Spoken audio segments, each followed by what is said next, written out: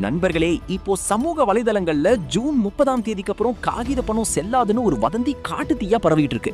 ஆனா உண்மை என்னன்னு தெரியுமா? இந்திய ரூபாய் நோட்டுகள்ல வரப்போற அந்த மாற்றத்தை பத்தி தெளிவா சொல்றேன், கேளுங்க. ரிசர்வ் வங்கி இப்போ காகித நோட்டுகளுக்கு பதிலா பாலிமர், அதாவது பிளாஸ்டிக் நோட்டுகளை அறிமுகப்படுத்த தீவிரமா ஆலோசிச்சுட்டு இருக்காங்க.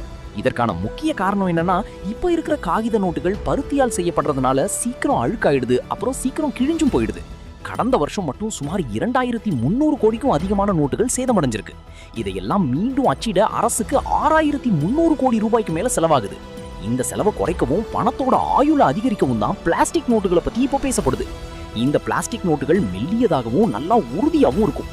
முக்கியமா இதுல வர்ற நவீன பாதுகாப்பு வசதிகள்னால கள்ள நோட்டுகளை உருவாக்குறதும் ரொம்பவே கஷ்டம்.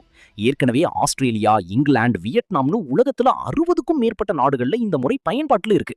முதல் கட்டமா 10 மற்றும் 20 ரூபாய் நோட்டுகளை மட்டும்தான் பிளாஸ்டிக்ல கொண்டு வர ரிசர்வ் வங்கி திட்டமிட்டு இருக்காங்க.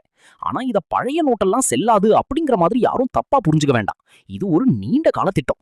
இது நடைமுறைக்கு வந்தாலும் பழைய நோட்டுகள் படிப்படியா தான் திரும்ப பெறப்படும். அதனால திடீர்னு பண மதிப்பிழப்பு மாதிரி ஏதோ நடக்க போகுதுன்னு யாரும் பதற்றம் அடைய வேண்டாம். எந்த ஒரு விஷயமா இருந்தாலும் ரிசர்வ் வங்கியோட அதிகாரப்பூர்வமான இணையதளத்துல மட்டும்தான் தகவல் வரும். தயவு செஞ்சு இது போன்ற வதந்திகளை நம்பி யாரும் பதற்றமாகாதீங்க. இந்த தகவலை உங்க நண்பர்களுக்கும் ஷேர் பண்ணி அவங்களையும் தெளிவுபடுத்துங்க.